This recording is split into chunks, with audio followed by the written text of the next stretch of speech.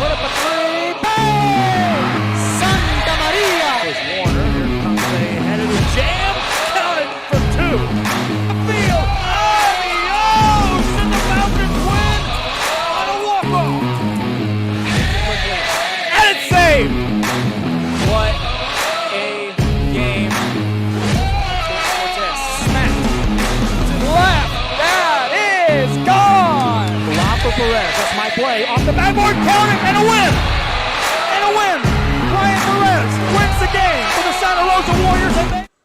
Very pleasant. Good afternoon, everyone, and welcome back to another Talkin Sports from Luke Furia Motors in Brownsville, Texas on a Wednesday afternoon. It's a couple of days before our basketball showcase. We'll be talking about that. We also have some soccer coverage, which is just concluded, and some even bigger soccer games coming up over the weekend. So, indeed, it's a busy time. I'm Joe Bowling, Kevin Narrow to my left-hand side, still shuffling papers around, as is the case for all of us the last couple of days. Showcase practices, waiver forms, who's in this contest, who's in that contest, who's the PA announcer, who's that. Now, Kevin, it's that time of year. Must be showcase just around the corner. Yeah, just a couple of days, and I think the best way to describe it was we started talking about this in December. Yep. Maybe. We were trying to plan a date, and 4 months became 3 became 2, month became 4 weeks, 4 weeks became 3, so on, and weeks become days. And, everything gets kicked off on Friday night, and, man, it's been a whole lot of logistics, really, finding out who's what, who's where, helping coaches find gyms, getting these coaches in gyms, getting these kids to show up, and then finding out who's in the three-point, who's in the dunk contest, who's making it, who's not making it. But it's been a lot of fun, and I'm just kind of, I think it's just can't wait for Friday for everything just to get. I think that's when you and I can kind of just take a deep breath. A little exhale coming up, yeah. A little exhale. We do have players traveling from the Dallas area, traveling from El Paso, traveling from the Coastal Bend. Of course, here in the RGV, 170-plus players have signed on to be in the showcase. 12 teams, 6 girls, and talent up and down. We've talked about rosters before on our shows, but now as we get at closing the eye test, you're getting to see some of these teams in practice. Coaches definitely taking this serious. Certainly they are. Last week I was able to watch the Racers on the girls' side. Coach Ernie there from Triple Double, he's leading that team. We were thankful to have him back and him willing to volunteer his time to coach this team again. He was a part of it. They looked pretty sharp. They were missing a couple of girls. But when that team is complete, Maddie Martinez is going to be one of the girls spearheading the better point guards we have on the Racers. Let's see. Today's Wednesday. Monday, I went down and checked out the Rebels boys, and they looked pretty darn good. And they were these teams have had good turnouts. I want to say the Rebels had maybe 10, 11 kids out of 13. So they had a very good turnout. Coach Greg Yates again. He helped coach last year in this showcase. He coached the Lightning last year, and this year Coach Yates is coaching the Rebels. So we're very thankful to have him back in the fold. And the Rebels looked pretty darn good. And that was the message from the get-go, was that they're not in this to – they're installing plays, they're installing sets. So much so that some of the kids had they kind of hurled a little bit. I had to step aside. And they were just, trying to get back into shape. But that's how intense these practices were. But, the Rebels looked really good. They got a lot of shooters. They certainly have some size. And I know. And then last night I was in La Feria with the Lightning on the girls' side. We were excited to have her back. We passed our condolences to Doc Z, who recently passed a few weeks ago, and she felt that she wanted to be back out there on the court. I mean, that's all she's ever known. And, again, we were thankful to have her back, and, considering the circumstances. And she told me, she goes, this is what Raul would have wanted. This is what Doc Z would have wanted. And, in fact, he had already told her beforehand that, hey, when that showcase comes, I want to be there with you again. He was looking forward to being with Coach Z in the showcase again. And another thing that's going to be a very emotional, Sunday's his birthday. And Sunday she could be playing for a potential championship. So there's going to be a lot of emotion for Coach Z. But, again, we're so happy to have her back.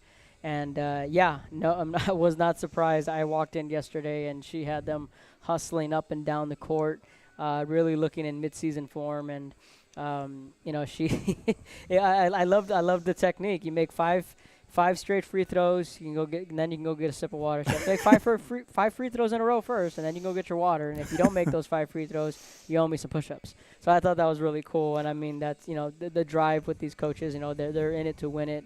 And that's cool, just looking at the talent across the board, the feedback that we've been getting, it's cool to see is what they're telling me. It's cool to see, like, Santa Rosa play with Edinburgh North, La Jolla playing with Harlingen, and everyone's kind of mixed. There's no East versus West, and there's just a different blend of kids really up and down our teams. And of course the other teams are taking the practice courts today.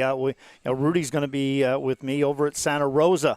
There's going to be 2 practices taking place over in the Edinburgh area. One in Nicky Rowe, another one over near Harvest Christian. Well, there's one also in Mercedes on the way back. And one in Mercedes. The boys Lightning are practicing in Mercedes, so I'll stop in Mercedes, and then time pending, I know the Rebels practice again tomorrow, but my plan is to make those last 3 stops with the Storm, which Coach Chappie is Christian side, the St. Joe girls, and then the Rebels are at Rowe. Tomorrow, in fact, they're at Memorial Middle School in Edinburgh.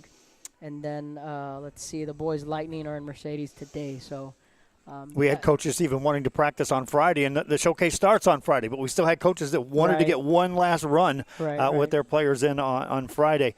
We have other coaches such as Coach Molina, Brian assisting him because it's private school individuals. So, Brian Molina can stand on the sidelines next to Mo Molina.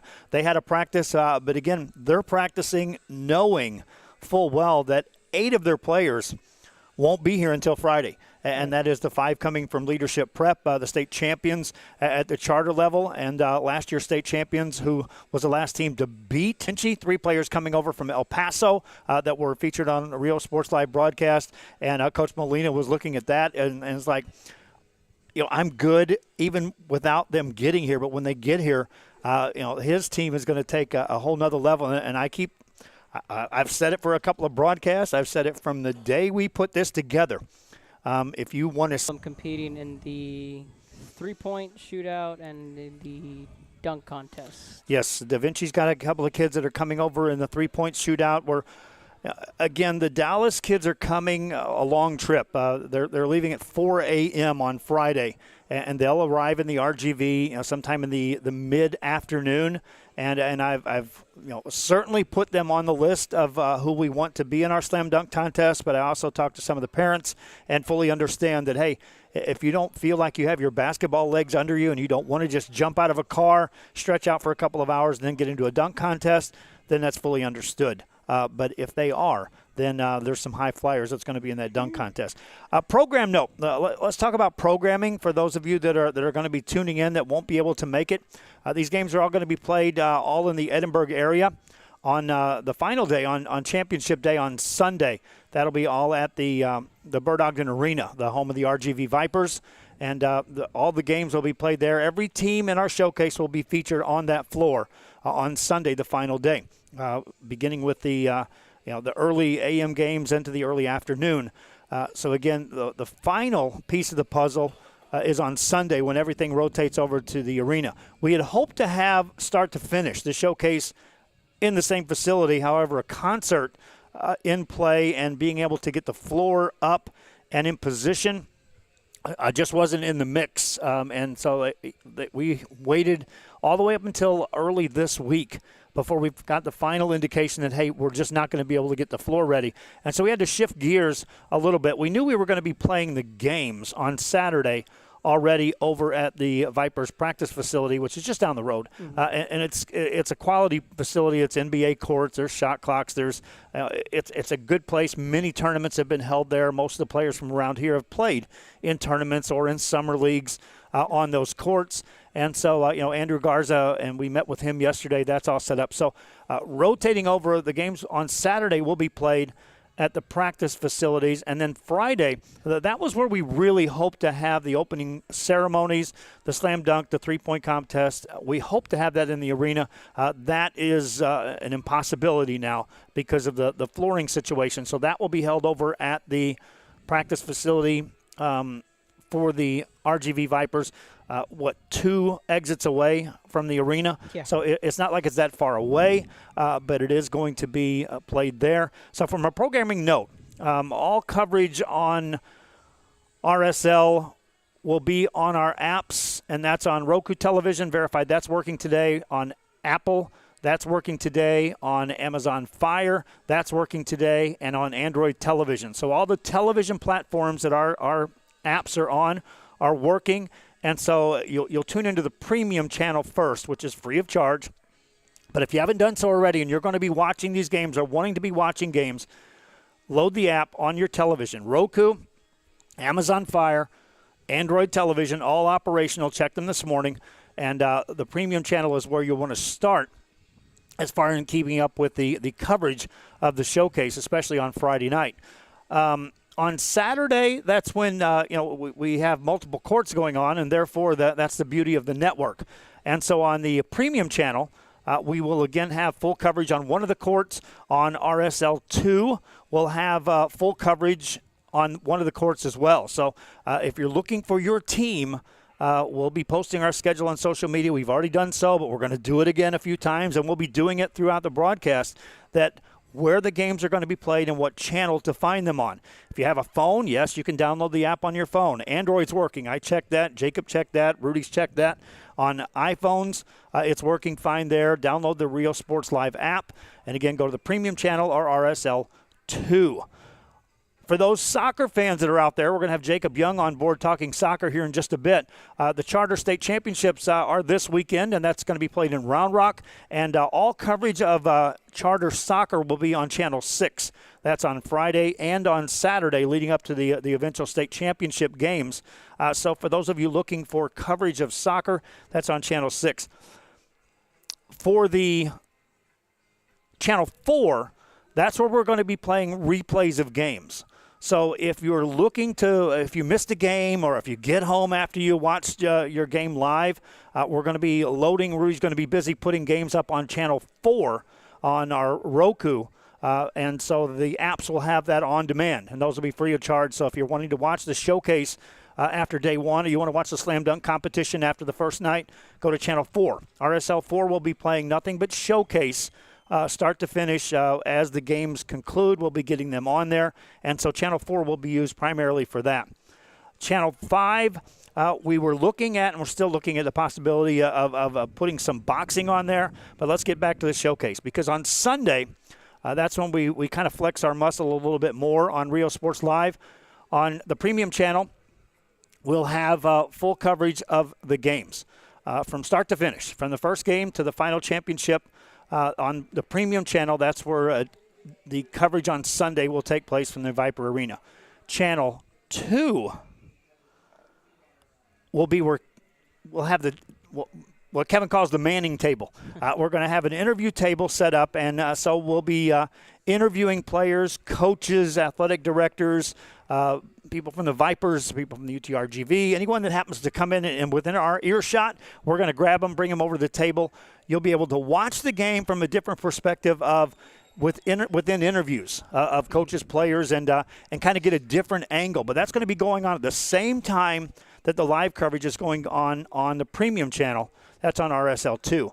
On RSL 3, we are going to unveil the full-blown Spanish coverage of the showcase, and that is start to finish every game, just as you're seeing it on the premium channel, will also be on RSL 3 with Spanish for those Spanish-speaking individuals. Had some contact me out of El Paso, and they're excited to be able to watch the game and listen to the game from a perspective of a Spanish-speaking individual on the play-by-play. So that's the programming notes. The apps are operational. You're watching this on YouTube and Facebook. The games will be on our apps.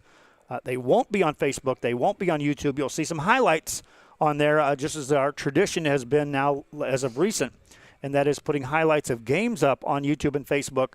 But those wanting to watch the games or the slam dunk competition or the three-point competition, make sure you download our app and then scroll through the channels. Premium, RSL 2, RSL 3, RSL 6 for those watching soccer. That's the programming note. Yep. We'll take a break. When we come back, Jacob Young is with us, and we'll switch gears to soccer. See the sails. On South Padre Island, that's as hard as it gets.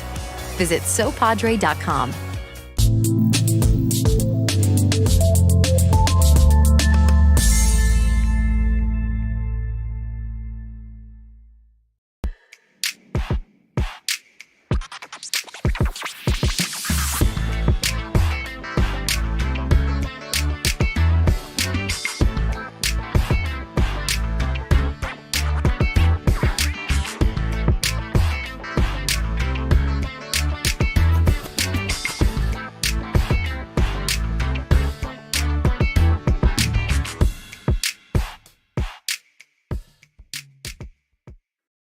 When you study local at Texas Southmost College, you can choose from over 50 associate degree programs, certificates, and workforce training programs. Register now for summer and fall classes and study local at Texas Southmost College.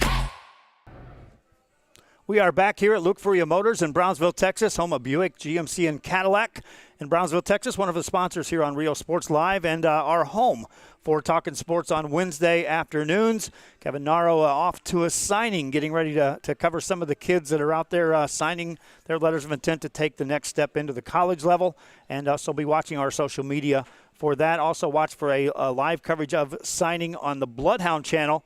A live signing will be taking place. We'll stream that on the Bloodhound channel coming up at 3:45 from Brownsville, St. Joseph. Switching gears from basketball to soccer, and we'll switch gears within this, but Jacob Young joins me. Jacob, we'll talk first about what happened in UIL this past week, and then we'll talk about what's happening in Charter. Let's dive into UIL first and what you got to see at the Brownsville Sports Park. Oh, man, I got to see a lot of things, that's for sure. It was very fun starting off, of course, with the semifinals day on Friday, the regional semifinals. It was really cool to see both McAllen schools for the Valley in girls soccer being able to, try and make it to, at least make it to the finals day and potentially have themselves a crosstown rivalry. It didn't plan out that way, but looking at both teams, especially looking at McAllen Memorial, yes, they didn't have as much pace as they would have liked to against Smithson Valley. That's one of the things that Smithson Valley really had, were that strength and having a lot of pace on the field, and really were able to beat McAllen Memorial with a lot of moves like that in the first game. So that was very interesting to see. And looking at them, they're mainly freshmen. They have a couple of seniors on that team. I believe it was 3 in total. So they'll be gone, but with a young team like that, they'll be able to come back and have a little bit more talent. And then flipping gears on the other game, McAllen High School able to come back from a 1-0 deficit in that first half, looking like the better team in the second half, and really bringing sort of their game, how we expect Pat Arney to coach this team and how we expect them to play. Well, guess what? Same deal. They only have themselves 3 seniors. One, it was Milan Diaz. She scored a lot of goals throughout the season. And so, yeah, after that, they were able to win the first game. And, of course, moving on now to the boys' side for them, it was interesting to see, of course, Sharyland High School play. Just every Valley school really putting in the effort to try to make it. Of course, the next one was the Lobos of, I want to say Edinburgh, but that's wrong, of Brownsville. Brownsville Lopez, they played well, but it was against a very difficult Leander school. And I did not realize that Leander Rallis has only had a soccer team since 2012. So they hadn't had a soccer program for that long, and they were able to make headway. They had a lot of players that knew how to play good soccer and really just held their ground. And so that was the last game of the day, and they were able to advance, eliminating Lopez, but Sharyland High School were able to advance, eliminating South San Antonio. So it was very, very good soccer on that first day. Not the weather that you would expect here in the Valley around this time, as it was very cold, very windy, and rain played a factor in almost every game, whether or not it was small drizzle or anything like that, it still was a difficult evening for every team. And I know wind on that pitch can really ramp up and affect the game. I've been over there at times covering games in which the wind affects it to where, literally the ball is going to stay on one half of the field the entire game. And so when you switch, you either go from defense to offense or offense to defense, and coaches know full well if we're going to go in attack mode, it's with that wind at our back because otherwise that ball just doesn't travel and it stays there. But let's talk again about what happens as far as the diversity of talent that merges when you get to this Final Four, if you will, in the region. Soccer, perhaps more so than any other sport, as a coach, you have to position your team to be able to step on the pitch and make that transition of either you're so good that teams adjust to you, or you better be able to adjust to another style. And Jacob, I know full well, let's start with the girls. On the first game in which the McAllen Memorial girls saw a different style than perhaps they've seen. But the challenge is in style, not just technique, not just in efficiency, but it's can you adjust or can you make the other team chase you? Yeah, exactly. It's one of those situations. Yeah, Smithson Valley had so much speed, and McAllen Memorial weren't necessarily used to it. I think the closest thing that they really had to judge themselves was against McAllen High School, and they played against each other throughout that season. They didn't play the likes of they didn't play the likes of Lopez. They didn't play the likes of any other school on the other side, which might not have necessarily been any different. But Los Fresnos, when I covered Los Fresnos versus McAllen High School in one of the first games, both teams showed a lot of speed, a lot of physicality almost as well on the ball, not allowing each other to get a lot of shots off because they were very equal in style. And you could tell that there was a gap for sure. And one of the things, of course, was coming off of the UIL realignment. Having 10 teams in that district put a damper on both schools for McAllen Memorial and McAllen High School, having that situation of there was a cup called the Governor's Cup. You'd go off to San Antonio, if I'm not mistaken, or around that area basically, and you're playing against Smithson Valley. You're playing against all these San Antonio schools, and they weren't allowed to do that because they had to turn around and play district as fast as possible to end up getting it done as fast as possible to make sure that they were at the correct point in time for these tournaments. So you're locked into what you see is what you get as far as the type of opponent. And so with the Smithson Valley, you're looking at, speed comes in two forms when it's on the soccer pitch. And the first is speed to get to the ball on the defensive end, to prevent the angles, to prevent the breakaways, and to get there defensively. But then the transition of, does it translate into speed on the offensive end, in which, if you're being marked and you're being defended so well, the tendency is, we got to creep a few more attackers up a little closer to an attack point. But if you got speed coming back when they take the ball in possession, now it's a whole other world. Yeah, 100%. So, yeah, it was a lot of just getting used to it for players. And I know for a fact, of course, the number one player for McAllen Memorial was Kennedy Kaiser, the coach's daughter. She was able to play a bunch of club soccer up close to Victoria, and McAllen Memorial did a good job of also being able to get past Gregory Portland. For the past 2 straight years, they weren't able to get past Gregory Portland, but they played them for 3 years, and finally third time's the charm. And so that team showed improvement already, even though a couple of those players were still basically freshmen and kind of sophomores, so that was only their second time seeing this team. So they got it definitely helped out, but it goes back to once you get to that type of level, you're either ready or you're not ready. And I think now, of course, McAllen Memorial will go back to the drawing board. They'll see and be able to really pick up their pace for next season because now they might be ready for it. And, it goes the same way with McAllen High School and seeing how they kind of were able to improve, but they're still a young team as well. Yeah, it's not what you would call a moral victory. It's the experience factor that you've got enough coming back next year that you can take the experience of having been on the field for the games at that level, that now you have the experience of that, and also understanding how the transition is. I know on the boys' side that oftentimes in regional tournament action, the Brownsville schools, the Sherrylands, the Hidalgos, the Valley Views, traditionally have more speed than what comes on into this area when it comes to the regional finals, and they have to deal with the physicality of other teams that just don't let you get away and don't let the ball get in free spaces. And in this case, on the boys' side, what did you see on that? Boys' side, I saw a couple of different scenarios for sure, because of course down in the valley, you're not necessarily known to have the height. Right. Some players might be tall in this region, but we're talking maybe they're barely 5'11", maybe they're barely that.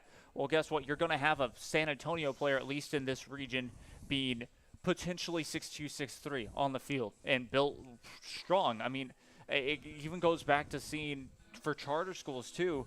With Marine Military Academy, what did they have over a lot of other teams? They had the height advantage over a lot of others, and were able to be successful that way too. So you see a lot of those San Antonio schools, a lot of everybody that comes into that region, that's what they basically have. They have the physicality over these valley schools, and that's what I saw. Sherryland were able to beat their teams with speed and being able to kind of dominate the possession that way, even with the wind to their back. Some of those teams, just like Sherryland and just like Lopez for a tiny bit, were able to play well against the wind. You don't necessarily see that much, but I've noticed that a lot more teams like to play against the wind due to the fact that, well, if you kick the ball a certain amount, if you kick it a little bit more with force, yeah, it might go back, but you're able to you're able to feel that adjustment for yourself. Now, if you're kicking with the wind, you accidentally kick it a little bit too hard, that's going to go straight out of bounds instantly. And so it's a lot of adjusting to go by, and some teams weren't necessarily ready for it. And, I mean, that was partially Lopez when they had that possession with the wind, and that gave Landerhouse a little bit of an opportunity even with their speed and physicality. Let's talk about Sherryland now advancing and moving it into the elite ranks of being back up there. It's not like they haven't won a state championship. That school knows what it's like. But talk about this team and the breakdown and the outlook of being up there at the state level. Yeah, the outlook, it's looking well. I mean, you're talking about this team that's so – they're such a diverse team in a way due to the fact that they're used to being there. Not necessarily this team right now. The coaching staff is so young as well, but noticing it from even just when they were losing games early on in the season in UIL, when they did not look like the best team at times, it was crazy. I would listen to what the coaches would say. They're like, great, we won a game.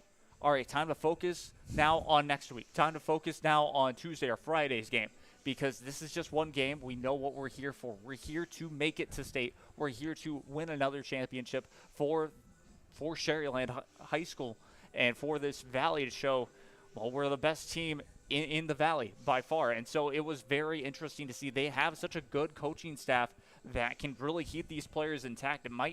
They might have a lot of talent on the field, but at that same time, they're able to stay calm, cool, and collected because these coaches already know what they're doing. They already know, look, we've been here before.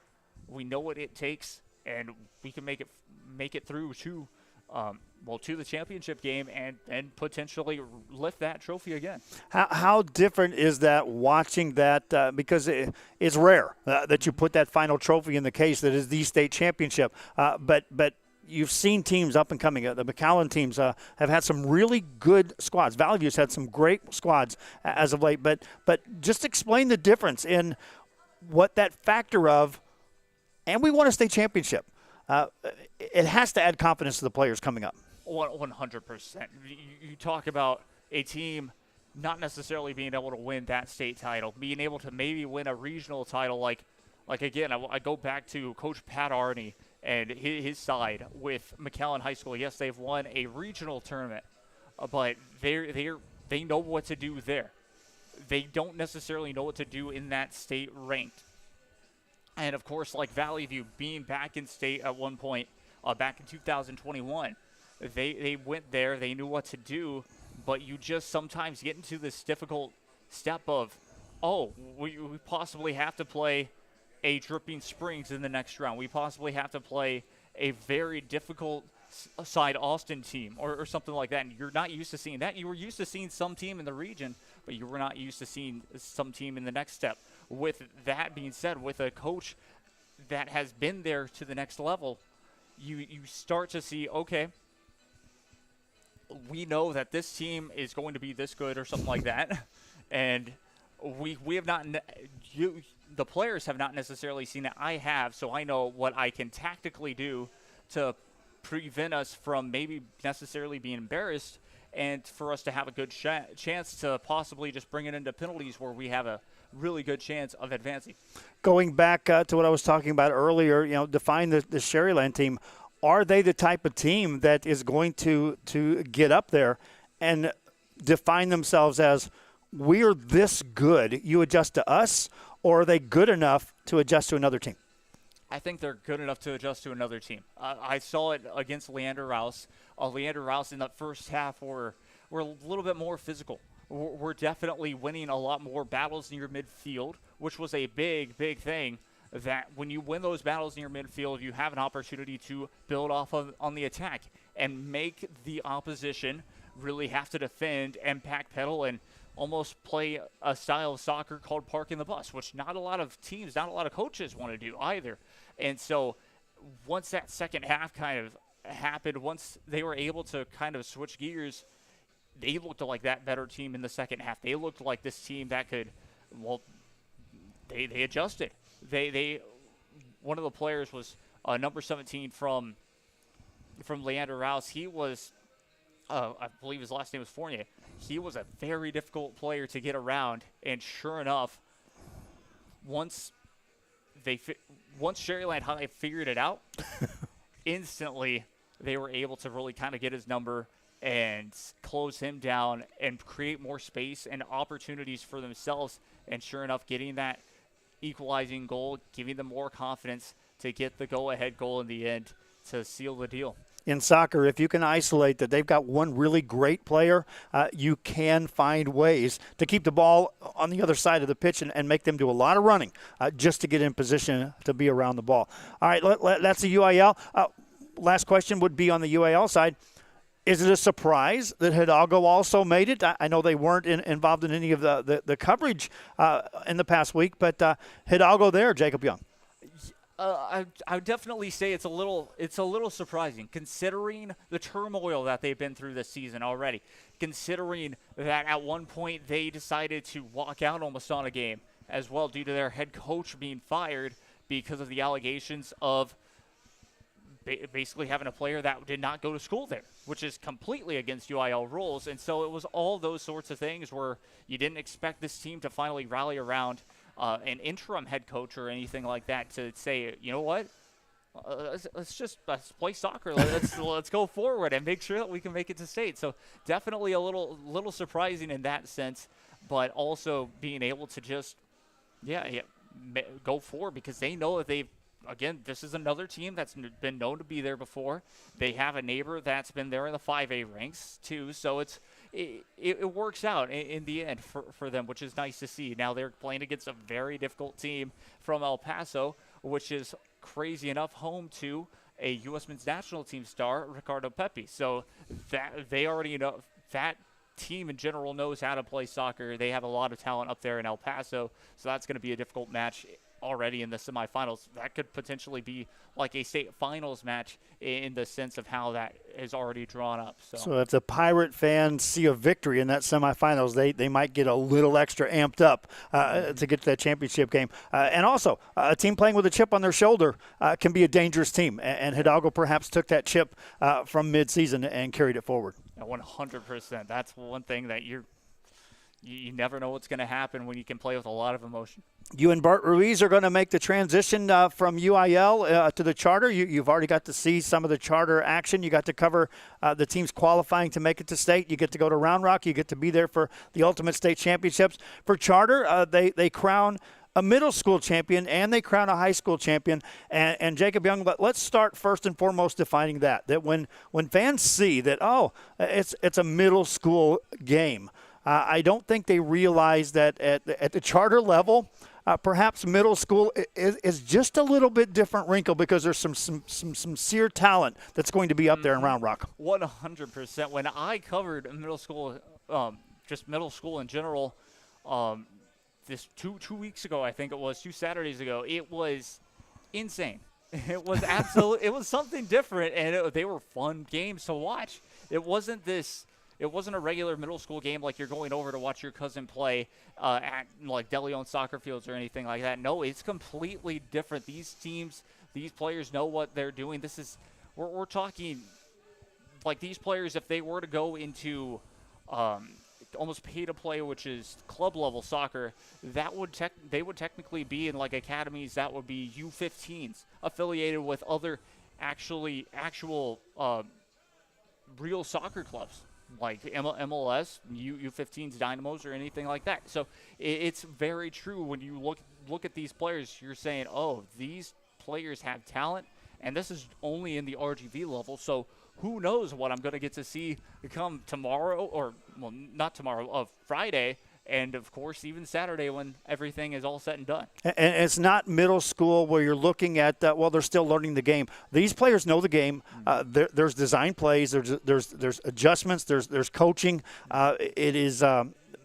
It's truly entertaining, and for the charter schools to recognize that, hey, we can crown a state champion. Rudy and I got to do it in basketball. They take it pretty serious. Talk about the high school level, though, of what the, who was crowned out of the RGV, and it's going to be up there representing a talented bunch. Yeah, exactly. The crowning down here, it was, well, kind of unexpected, or, yeah, more kind of expected to be exact, was both the Idea Toros Academies taking it on the girls and boys side. But for the girls side, they were able to take it kind of easily, a 3-1 victory. For me, I'm still kind of a little upset at how that game ended up going in the first one. And what I mean by that is basically they could have had a shutout, and it seemed like the keeper kind of let that ball go in the last minute.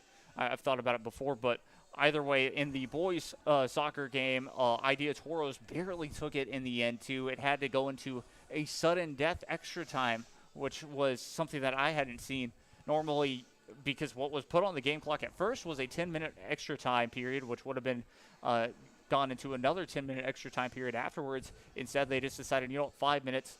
If it still is tied up, we'll go into probably penalties is what I had to guess after that. But they decided sudden death. Yeah, sudden death. Whoever scores that goal is going to be champion of the region in charter school down in the valley. So that's exactly what happened. Idea Toros take it in the end, considering how close that game was. It was 0-0 all the way up until the last 10 minutes of play almost, and still Idea Mission were able to tie it up in the end too, before heading into that that sudden death period where the Toros Academy took it in the craziest way possible as well.